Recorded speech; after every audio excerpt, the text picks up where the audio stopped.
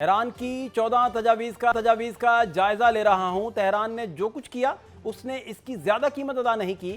دوبارہ حملہ کرنے کے امکانات موجود ہیں۔ صدر ٹرمپ نے ناکہ بندی کو دوستانہ قرار دے دیا۔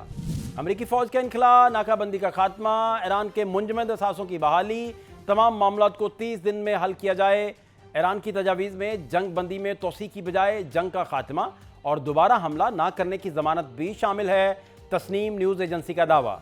ایران امریکہ کے جواب کا منتظر، فیصلہ اب واشنگٹن نے کرنا ہے کہ وہ مذاکرات کرنا چاہتا ہے یا کھلی جنگ کی طرف واپس لوٹنا چاہتا ہے۔ ایرانی نائب صدر، ناممکن فوجی آپریشن یا خراب معاہدہ، ٹرمپ کے پاس دو رستے بچے ہیں، پاسداران انقلاب۔ ناکہ بندی کے باوجود ایران کا سپر آئل ٹینکر امریکی بحریہ کو چکمہ دے کر مشرق بعید پہنچ گیا۔ امریکی اور چینی صدور کی ملاقات میں آبنہ ہرمز اور جنگ بندی ایجنڈے میں سر فہرست ہوں گی چینی مندوب۔ اور ایران نے امریکہ کے میزائل کو نکارہ بنا کر ریورس انجینئرنگ شروع کر دی۔ مقصد دشمن کی ٹیکنالوجی کو سمجھ کر اس سے اسٹریٹجک فائدہ اٹھانا ہے، بی بی سی کی رپورٹ۔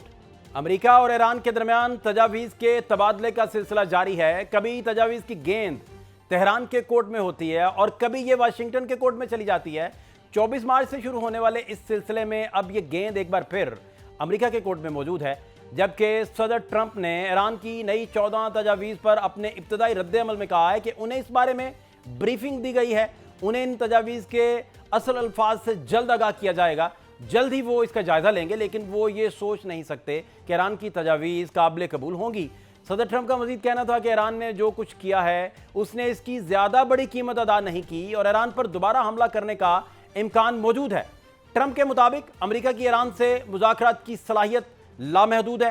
انہوں نے امریکہ کی جانب سے ایران کی ناکہ بندی کو انتہائی دوستانہ قرار دیا۔ ایران نے 30 اپریل کو پاکستان کے ذریعے امریکہ کو 14 تجاویز بھیجی تھی، جو امریکہ کی طرف سے دیے گئی 9 تجاویز کا جواب تھی۔ بی بی سی اردو نے ایرانی نیوز ایجنسی تسنیم کے حوالے سے لکھا ہے کہ ان تجاویز میں خطے سے امریکی فوج کا انخلا، ناکہ بندی کا خاتمہ، ایران کے منجمد اثاثوں کی بحالی، تمام معاملات کو 30 دن میں حل کرنا، جنگ بندی میں توسیع کی بجائے جنگ کا خاتمہ، دوبارہ نہ حملہ کرنے کی ضمانت اور جنگ سے ہونے والے نقصان کے ازالے پر ایران پر ہر قسم کی پابندیاں ختم کیا جانا اور لبنان سمیت تمام محاذوں پر جنگ کا خاتمہ، آبنہ ہرمز کے لیے نیا طریقہ کار شامل کرنا شامل ہیں۔ ایران اب ان تجاویز کے جواب کا منتظر ہے۔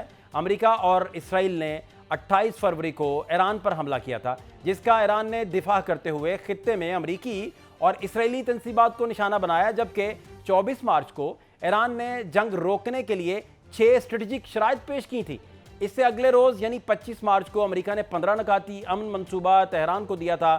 26 مارچ کو ایران نے امریکی تجاویز کو حد سے زیادہ قرار دیتے ہوئے مسترد کر دیا تھا۔ 1 اپریل کو نائب وزیر اعظم اسحاق ڈار نے چین کے دورہ کے موقع پر امریکہ اور ایران میں جنگ بندی سے متعلق 5 نکات پیش کیے۔ 7 اپریل کو صدر ٹرمپ نے ایران کے ساتھ جنگ بندی کا اعلان کیا، جبکہ اسی روز ایران نے عارضی جنگ بندی کا اعلان مسترد کیا اور امریکہ کی 15 نکاتی تجاویز کے جواب میں 10 تجاویز پیش کیں۔ 11 اپریل کو اسلام آباد میں دونوں ملکوں کے مذاکرات ہوئے، جو بغیر کسی نتیجے کے ختم ہو گئے۔ اس کے بعد 18 اپریل کو امریکہ کی جانب سے ایران کو 9 تجاویز دینے کی خبر سامنے آتی ہے، جس کے جواب میں 30 اپریل کو ایران نے 14 تجاویز اسلام آباد کے ذریعے واشنگٹن بھجوائیں، جس کی خبر 1 مئی کو سامنے آتی ہے۔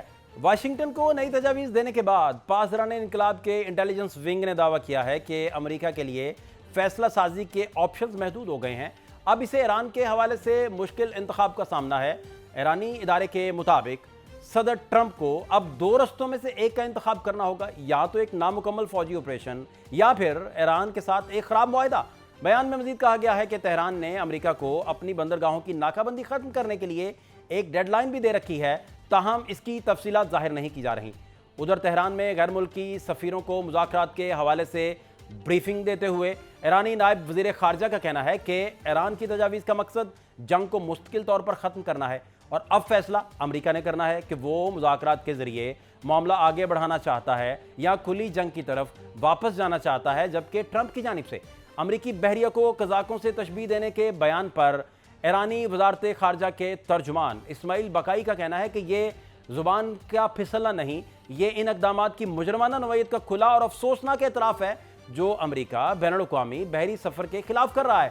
جبکہ صدر ٹرمپ کے بیان پر سوشل میڈیا پر खूब मीम्स बनाई जा रही हैं जिसमें ट्रंप कज़ाक का रूप धारे हुए हैं और वो कज़ाकी को कमाई का बेहतरीन जरिया करार दे रहे हैं। जबकि एक खबर के मुताबिक अमेरिकी नाकाबंदी के बावजूद ईरान का सुपर ऑयल टैंकर अमेरिकी बहरियों को चकमा देकर मशरक़े बईद पहुंच गया। और टैंकर ट्रैकर्स.com के मुताबिक ईरानी जहाज में 19 लाख बैरल खाम तेल है जिसकी मालियत 22 करोड़ डॉलर के करीब है और इस वक्त ये टैंकर इंडोनेशिया के साहिल के करीब है। इसके अलावा आबन हुर्मुज़ से मुतल्लिक ईरान नया कानून बना रहा है जिसमें इस्राएली जहाज़ों को किसी भी वक्त आबन हुर्मुज़ से गुजरने की इजाज़त नहीं दी जाएगी। और आबन हुर्मुज़ से मुतल्लिक फारस न्यूज़ ने यह दावा किया है कि जापान समेत मुतअद्दिद ममालिक अपने बहरी जहाज़ों को आबन हुर्मुज़ से गुजारने के लिए ईरान से बार बार राबते कर रहे हैं ताहम तेहरान की मंजूरी हासिल की जा सके। जबकि आबन हुर्मुज़ की अहमियत का अंदाज़ा इस बात से लगाया जा सकता है कि 14 और 15 मई को बीजिंग में चीन और अमरीकी सदूर की मुलाकात शेड्यूल है और अक़वाम मुत्तहिदा में तैनात चीनी मंदूब के मुताबिक इस मुलाकात में आबन हुर्मुज़ और जंग बंदी एजेंडे में सबसे ऊपर होगी। उधर BBC उर्दू ने ईरानी प्रेस टीवी के हवाले से एक रिपोर्ट में कहा है कि पासदारान इनकलाब ने हुर्मुज़गान सूबे में 15 भारी अमरीकी मिसाइलों को कामयाबी से नकारा बनाया और उसे रिवर्स इंजीनियरिंग के लिए टेक्निकल और रिसर्च यूनिट्स के हवाले कर दिया। इन हथियारों में एक GBU-57 बंकर बस्टर बम भी शामिल है और रिवर्स इंजीनियरिंग का एक ऐसा अमल है जिसके दौरान किसी हथियार, सॉफ्टवेयर या मशीन को खोलकर इसके हिस्सों का तज्जिया करके ये समझने की कोशिश की जाती है कि वो किस तरह काम करती है और इसे कैसे डिज़ाइन किया गया है। ईरान के स्टूडेंट न्यूज़ नेटवर्क के मुताबिक ना फटने वाले मिसाइलों और बमों को तज्जिए के लिए लेबॉर्ट्री मुंतकिल करना ईरान को यह मौका फराहम करता है कि वो दुश्मन की खतरनाक टेक्नोलॉजी की तख्लीकी नकल करके इस सूरत हाल को एक स्ट्रेटेजिक मौके में बदल दे। जबकि अमेरिका और इसराइल को यह खतरा है कि उनके हथियारों को डी कोड किया जा रहा है।